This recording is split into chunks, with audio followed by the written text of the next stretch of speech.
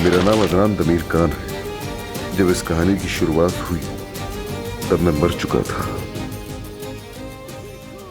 तुमने देखा हमारा परचम हमारे बेटे अनाथ को अपने बाहों में लिए हुए मेरा।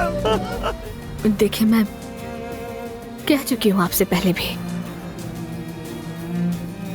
नहीं कर सकती शादी आपसे। आप सबकी किस्मत जागने वाली है।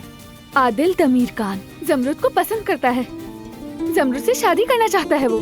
यार शुक्र तेरा, तूने मेरी दुआएं सुन ली। तू हमेशा अपने बंदों का ख्याल रखता है, तूने मेरी दुआएं भी सुन ली।